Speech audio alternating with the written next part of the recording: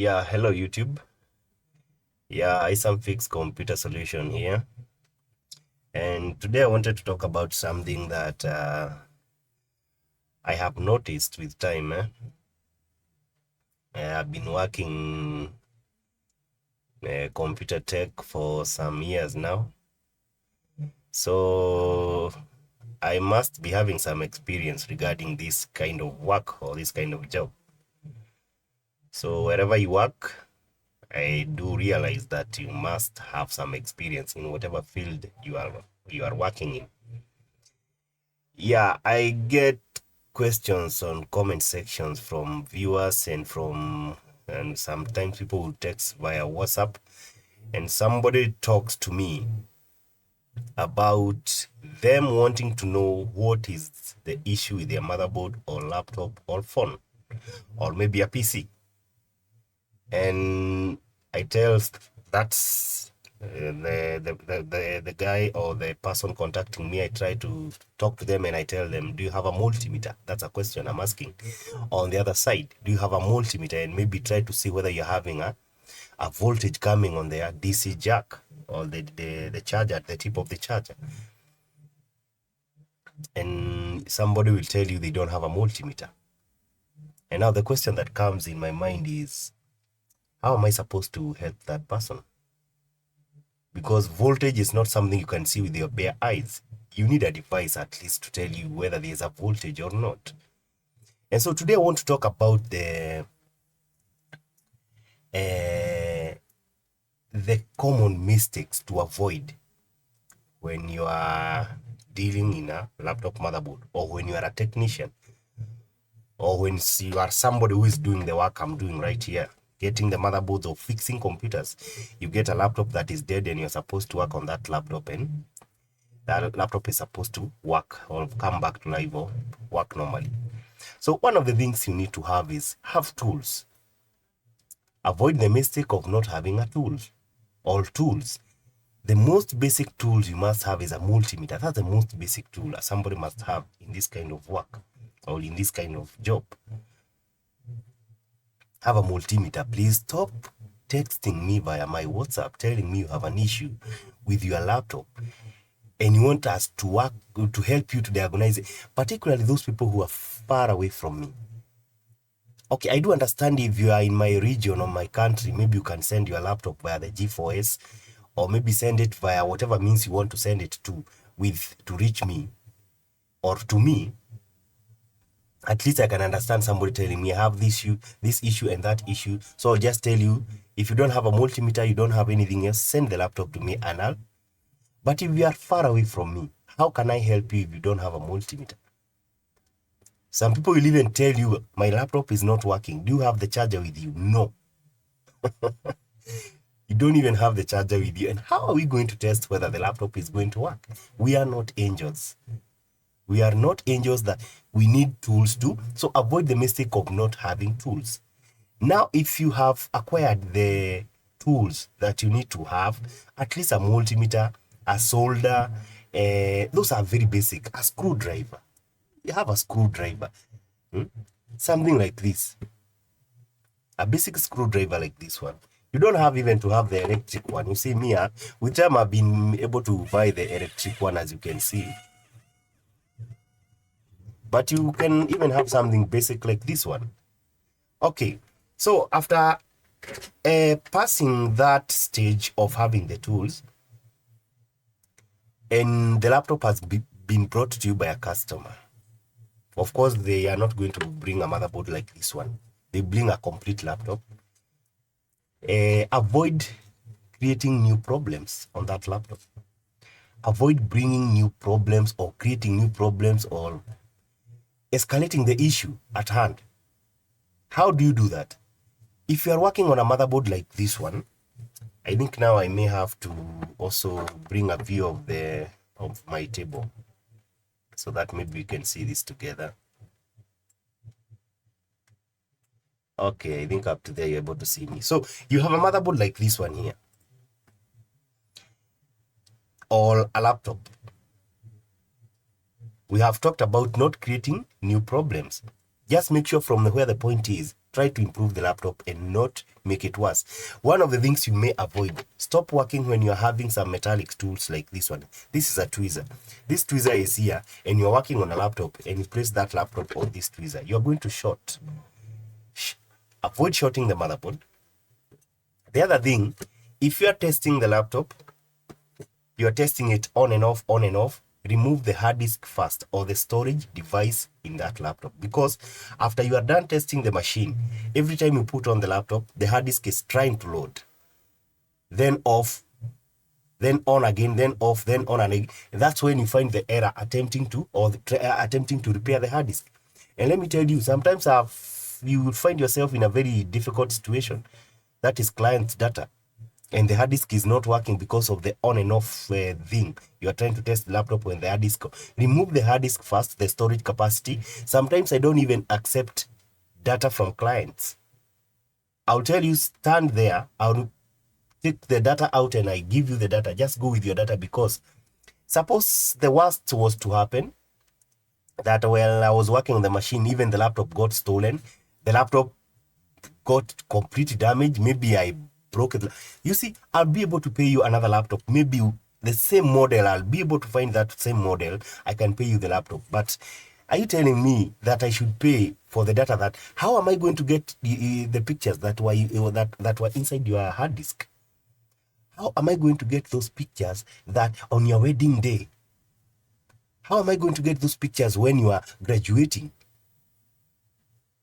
But your laptop, it's all over the world. If I can't find it in my country, I can ship it from elsewhere.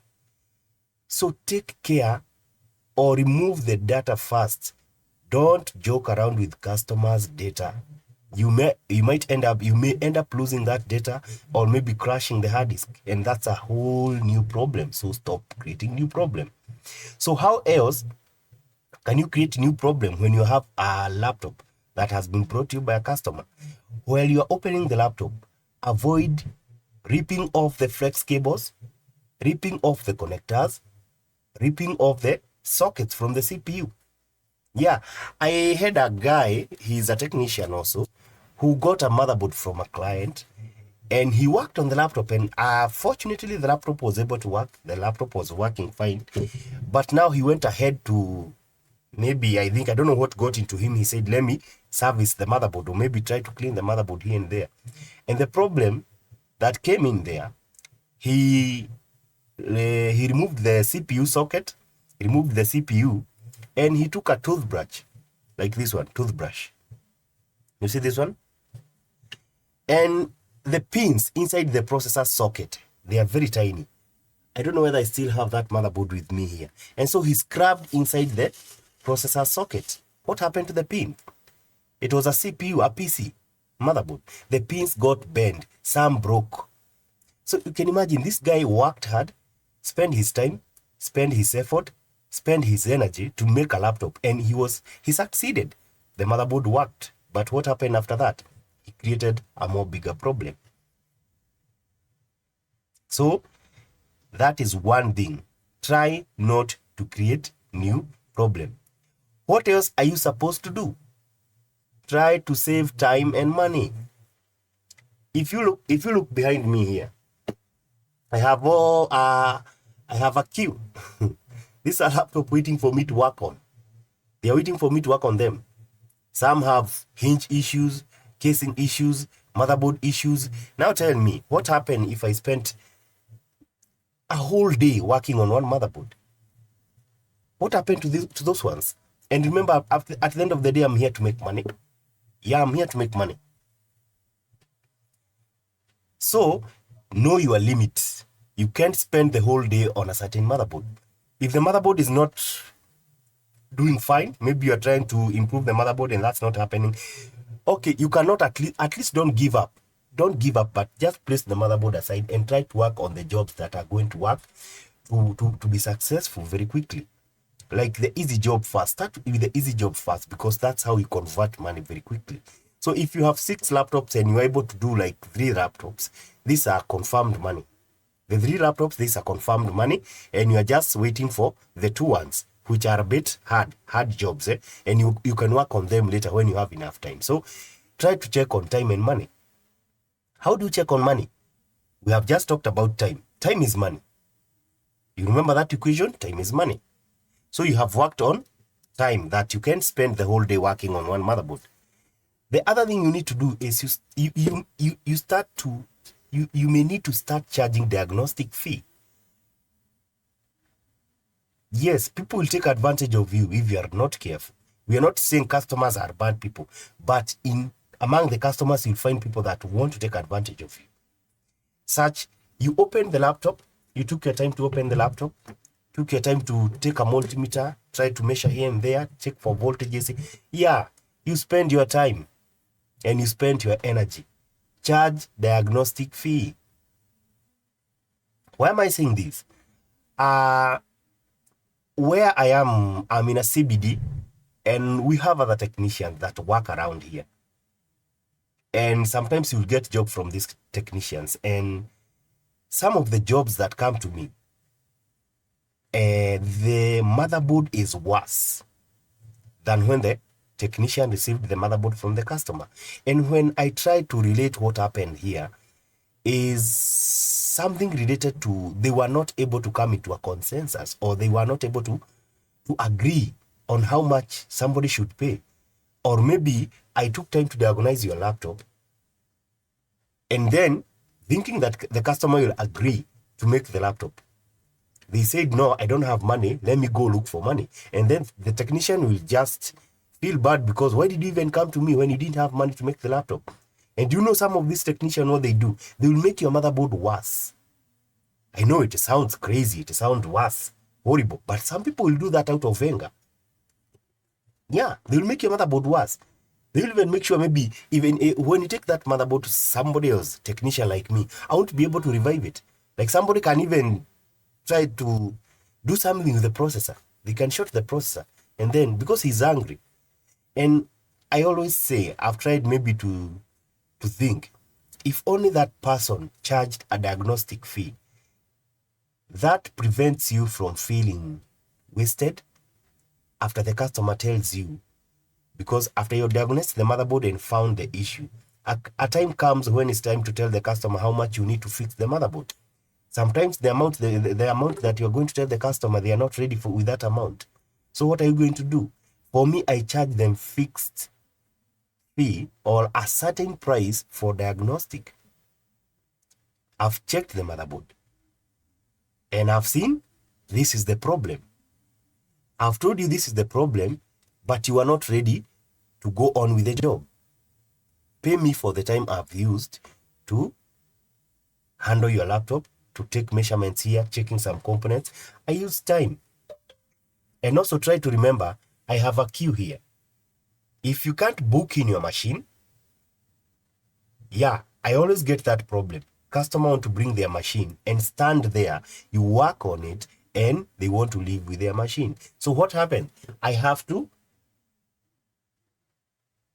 skip all these other gadgets waiting for me for this special customer. Yeah, they are special customers that want the laptop to be given first priority, work on it, and I go with it home. I'll charge you an extra fee. Of course, I'll charge you an extra fee because you're not giving me time and I had to skip other gadgets that came earlier before you. You can call it whatever you want, but sometimes I get expedited services. Okay? So charge some diagnostic fee to avoid feeling bad whenever a customer tells you they are not ready with that amount. It can be in your books, the receipt books, the job card books, those terms and conditions. Put that, whether the machine was, there was a successful case of the machine or not, I need some diagnostic fee to avoid this, because a lot of motherboards come to me and I just tell the technician who had this motherboard was just furious with this customer. And now I can't work on this motherboard because he did something bad on the motherboard, which is not good. It's not good. Because now, who has gained? You have got nothing. The customer now, the motherboard cannot work again. They have to go back to buy a new laptop because you have damaged the motherboard out of anger. Together, charge something for your time. Okay, the other thing I'll need to talk about time wasting and money is avoid working on a motherboard before you charge the customer. Yeah, sometimes you will work on a motherboard or you check for some voltages and then you're able to see where the fault is. Charge before you work on the motherboard, because sometimes you'll charge before charging the customer and then there's a fight. Hey, why didn't you tell me that the amount you wanted to charge, because I didn't have that kind of money. Now what do you do now? Start fighting? No.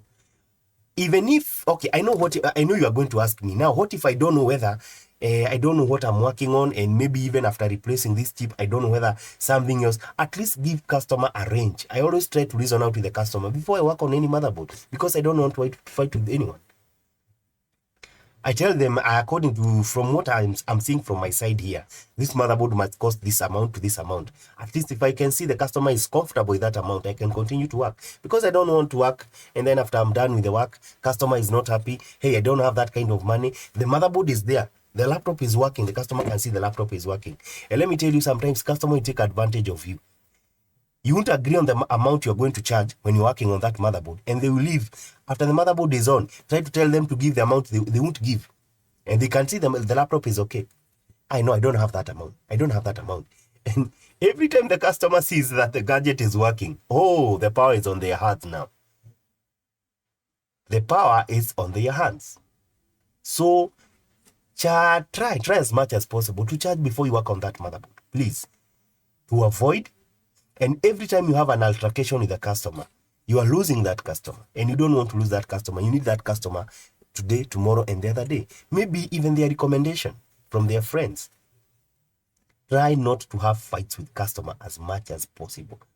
Sometimes I work extra mile, or maybe I see the job that I'm working on is worth some amount. But because I had given a customer a range, I'll come and increase some amount, and if they are not comfortable, sometimes I'll let them go.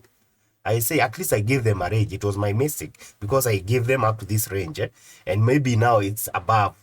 Or if it's not, if it's going to cost me a lot of money, if it's going to cost me an extra spare part, that one I will not allow, because I'll have to buy that spare part. I'll have to tell the customer, increase something, you see. But if it's about me, the labor just gives me having more time on the motherboard. Sometimes it's okay. Let's just charge that amount, because I need that customer today, tomorrow, and the other day. Okay, together up to there. Charge before you start working on a motherboard or on a laptop. So something else I've realized in this industry, and this is very common with customers. I don't know about your place, but here this is very common with customers. A customer will come with a motherboard or with a laptop. Customer comes with laptops. Technician, most of the time, they bring you the motherboard, because at least if they're not able to work on the motherboard, at least they're able to disassemble the motherboard. But for customers, you'll find they come with the whole laptop. And what do? You tell them that you can work on that laptop, and they don't have problem paying. But their intention is just to know whether that laptop will come on or not. They don't even have money in their pocket. It's very common here. Somebody will bring a laptop, have no dime, no coin, no dime in the pocket, and tell you, yeah, work on that machine, and when it's ready, call me, tell me it's ready.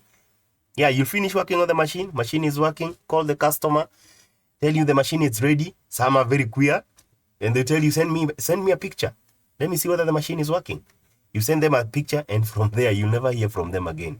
They'll go, now start looking for money, depending on whether, some might not even come back for the device. Some might not even come back for the device. I'm telling you so. And some will, after the machine has worked, they will even take 3 months, because they came there to try to see whether it's going to work or not. Maybe they didn't have confidence in, or they were not even sure that whether the machine will work. Have some storage fee. Charge these customers, because after that, they are going to take 3 to 4 months before coming back for their device. Charge customer for the storage fee. That's why it's very important in a computer shop for you to have terms and conditions. If the device is here for more than a month, from there, the device start accumulating storage fee. And if the storage fee, the accumulated storage fee is at this amount, or is at the value of the gadget, I'm free to sell your gadget. And that's why it's very important when customers come to your shop, give them a job card with those terms and conditions. Yeah, I always have job cards with me here. Let me try to get them here so that you see. Yeah, like this is a job card. I have to have a job card with my terms and condition here. I don't know whether you can see that, but you'll see here, work undertaken at owners, a minimum of 5, any part replaced will be charged at an extra. So yeah, I have them. Terms and condition, because I want to make my work easier. I don't want to fight with customers. So if the customer comes after 4 months and tells you, check my device, charge them. Even if they go to police, you have your documentation here. Those are your terms and conditions. Those are your rules, okay? Those are the most common mistakes to avoid while doing laptop repair or motherboard repair. Because if you're not careful, something bad is going to happen to you.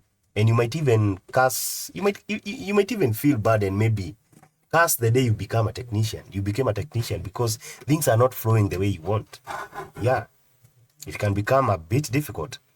And we have very good customers in this industry. I must say that. I must say so. And thank you to all those customers who make it easy for us. Customer who's ready to pay, customer who's very reasonable. Thank you. God bless you guys. If you are that kind of a customer, may God bless you. Appreciate. And this job is not easy. Being a technician is not easy. For those who have ever worked on this job, you know, sometimes these motherboards can be knuckleheads. Sometimes, yeah, you see, it's cumbersome. You're trying to work on this motherboard, and sometimes you don't even know when to say stop. You don't even know when to stop. You keep fighting. A lot of technicians are fighters, I can tell you. They keep checking the motherboard up and down until they... So, I've only addressed some issues. Avoid creating new problem, and be careful with your time and money, because at the end of the day, you came here to make some money, and also to take care of time so that you can convert as much money as you can.